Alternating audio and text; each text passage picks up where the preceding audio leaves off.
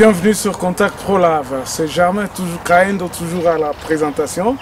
Merci beaucoup encore une fois de plus pour nous avoir rejoints sur cette chaîne dans cette deuxième partie où nous allons donner notre point de vue sur ce qui se passe en République démocratique du Congo. Alors, pourquoi aujourd'hui je suis venu donner mon point de vue sur ce que fait notre grand frère, notre aîné, le docteur Denis Mukwege. Il a été plébiscité, prix Nobel de la paix. C'est une grande figure de notre pays. Nzamba Pambolaya, en tout cas, vraiment nous le félicitons pour ce travail qu'il est en train de faire. Il a un travail énorme. Azo Sala Moussala, Sala ba sacrifice belé, papa. Nous reconnaissons vraiment que papa wana aza papa moko azosala asala ka musala ya makasi. Mais malheureusement aujourd'hui, je trouve que c'est comme si combat nae pour permettre le terme, permettez-moi le terme, je trouve que le combat a changé un peu de fusil d'épaule. Donc c'est comme si il n'est pas allé jusque là où, ça c'est mon point de vue. C'est pour cela que j'ai dit que ça sera mon point de vue sur ce que le grand frère est en train de faire. Comment le combat a changé de fusil d'épaule. Pour l'instant, je trouve que c'est comme si Mzee anarudi un peu kidogo. Mzee unisame sana. Ça, ce n'est que mon point de vue et le point de vue des salons des gens ou des journalistes ou batebele msusu batu ba mingi tunakuwa tunaikala tunasumulia tunaangalia tunasema combat yenye inafikia wapi. On essaie un peu d'analyser, to meka ko analyser ngo biso nyoso ake no docteur aosala musala mais c'est comme si musala ngo comme si ngo na sukate. Musala ndenge changer, dozo comprendre te. Moi personnellement, je ne comprends plus rien. Et c'est comme ça que je me suis dit lelo na komeka ko pesa point de vue nangai sur ce que notre grand frère est en train de faire, le combat qu'il est en train de mener pour que Likambo Oyabanda qui a dénoncé qui est si là. Moi je crois que dès le départ, quand le vieux a quitté les hôpitaux, tant Aouti a commis Kozouama Papua, donc Likambo Wana Zakoloba et que tout le monde a commencé à l'attendre. L'objectif, ce n'était pas qu'à continuer pour ça la biloko. L'objectif n'était pas pour continuer à réparer ce qu'on a abîmé. L'objectif, c'était que cette histoire ici s'arrête. Et si là, on n'a pas besoin de créer des hôpitaux pour que tout bandaka soigne on n'a pas besoin de créer des hôpitaux comme ça. Atrocité wana nyoso, je crois que le combat que le vieux a kendaki nango sur le plan mondial, c'était pour arrêter ces atrocités là. Vous voyez, naza contreté. Mais l'idée n'a pas dit que combat nabiso, il faut tout recadrer en de façon que sillonner le monde est un message pour que ces atrocités puissent cesser. Pas pour demander l'argent à Kotonga hôpital, à Kotonga Boya, nous en avons assez. Nous en avons assez. Il faut que la paix revienne. Ce qui est Simba Mando qui bisogno surtout supportons que tout Simba Mando qui peut Makambo est s'arrêter. L'histoire où il y a Kokendaka, oh non, Tozana Poto, Tozana ba conférence boye, nous allons là-bas, on vous donne l'argent, on vous donne le prix Nobel de paix, on vous donne beaucoup d'argent, on commis presque Nabaran, il y a président, vous êtes reçus partout. Mais l'impact, est-ce que l'impact, avez-vous vu? Est-ce que tu nous as déjà donné un rapport que non? En tout cas, en 1900, par exemple, Tolobaka, en 2016, j'ai recevais par exemple 300 à 400 femmes violées. Aujourd'hui, je reçois 14 ou 20. Là, nous avons applaudir. Mais Toyo Kana nous a rapport moko na sens wanati. Mais nous continuons à vous voir sillonner le monde. Nous ne sommes pas contre ce que Bape Sambongo, mais nous sommes contre que l'atrocité ait continué. Moi, je crois que nous devons œuvrer pour la paix et non pas pour soigner ce que les autres ont détruit. Si vous continuez à soigner ce que les autres ont détruit,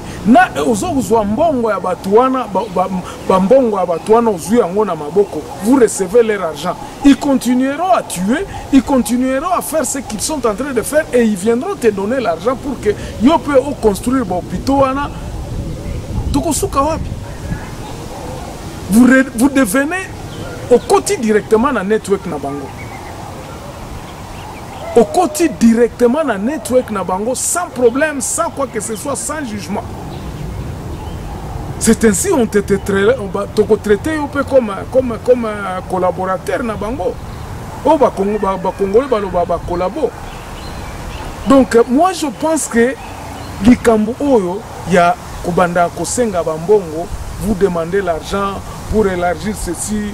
Oh, la fondation a besoin d'argent, la fondation a besoin de ceci. On va voir le tel ministre, nous allons voir les Japonais, nous allons voir tout ça. Moi, je crois qu'il faut maintenant constituer un lobby. Voici ma proposition, docteur. Il faut constituer un lobby en ce que cette histoire de la guerre est si là. Et c'est ce que moi j'ai dit. Que c'est ça ma position et que je me disais, peut-être que quelqu'un entendra et que peut-être quelqu'un vous dira que non. Docteur Ozobeta Mabena Kote Oyo. Makambo ya kokendeke, oh non, bamindele bosale la biso boye, non, nous avons la capacité de notre hôpital, nous devons augmenter tout ceci, nous devons augmenter, ça ne servira à rien. Et que ça, les lots comme mon côté, si à un certain moment, bah, Congolais, bah, la communauté internationale, bah, na bangwa, oh, ana azakaka, réparateur de femmes violées, et qu'aussi la Sangwango pe eleki, mais les meurtres, le pays va continuer à rester dans cette pauvreté. Et je crois, ceux qui voudront, c'est que yo ozala na côté à présidence, ils n'avaient pas tort. Ces gens-là n'avaient pas tort. Ces gens-là n'avaient pas tort. Bien sûr que c'est trop politisé, peut-être c'était trop politisé pour vous et que vous n'aviez pas voulu à ce que Omi tremper vos mains dans les histoires sales pour que vous-même vous y sortiez au Bimakuna P. Au perdre peut-être l'élection, mais je crois que les lobbies que vous fréquentez, à niveau à l'icolo, ils pouvaient faire quelque chose à ce que vous gagnez l'élection. On appelle attendre fraude. Il suffisait peut-être de négocier. Surtout négocier pour que voix Nandenge Peyo Zali, où tu es un homme intègre, tu pouvais changer quelque chose. Ça, c'est mon point de vue. Qui peut toujours être peut-être à côté, mais ça, c'est mon point de vue. Yangwana Naloba qui n'a pas Tikaka Naloba, je veux vous dire, Mukubwa, combat, il a changé. Il y a Tafutaka, où qu'on est dans Dunia Muzima, quand on a Tafuta Franga, oh franga, fondation, tutafanya hivi, tutatia bureau, ngambo, tutafanya hivi, nous agrandissons. Il est franga, yote ma donation, il est yote, biko bana kupatia, mais entre temps ma tuerie, na ile ma massacre, ile nyeko nafanyika kwetu, habita ishaka, parce que bana yuwa franga itakufunga kinywa. Batakufunga kinywa, batakufunga macho yako, juba anasema, ok, ou wana iko na besoin ma hôpital, batakujengea hôpital ya Kabambi. Entre temps, batu wakukuyaka mwile ba hôpital bata continuer ku violenter bale banamuke, ile ma massacre zita continuer pour que parce que banawe sema non docteur Mukwege ko pala tenda kutunza bale batu. Na cycle ta continuer donc hakuta kwa solution jusque là. Ndio maana mimi nasema combat yako mzee inafaa na kwa ina changer. Ile combat inafona en tout cas il a changé, excusez-moi le terme. Combat ya kusema sema uli dénoncer les mabitu, je crois qu'il fallait ça combat ya kumaliza tellement na kumaliza ni kuingilia wale watu masani yao kusema non, écoutez. Moi je ne continuerai pas à soigner ces gens qui vous violentez. Moi je ne continuerai pas à faire ceci parce que uko na sauti. Wenjo neza sema en tout cas mie siwezi penda hii mafranga yenu yenyewe mko mnanipatia kwa franga Adamu. Tutenda na wapi? Où est-ce que nous irons avec cet argent là? Itafanyika wapi? Itafanya nini? Kama ma massacre, ma violence kingaliki na continuer. Peut-être on nasikia kako mzuri uko hospital uko na soigner bale banamuke unafanya hivi ça te fait du bien, ça te fait non. Mais ça on a l'état kabale batu kwa plateau banafanya ma témoignage bite na kwa kanini.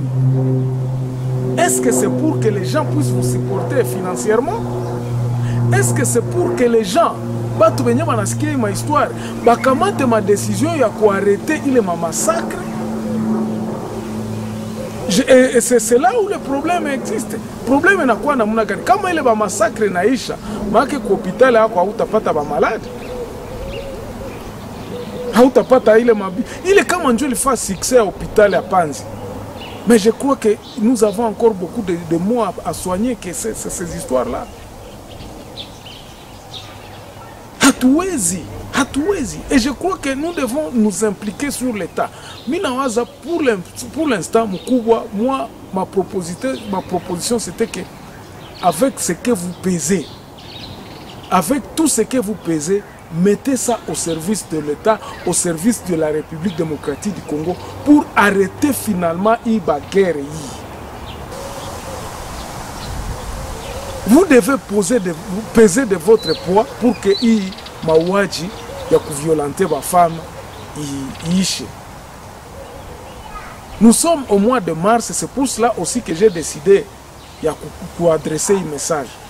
Benye batapata un message, benye bataisikia mzuri na ke banaweza kukufikishia nayo, batusaidie sana bakufikishie hii message.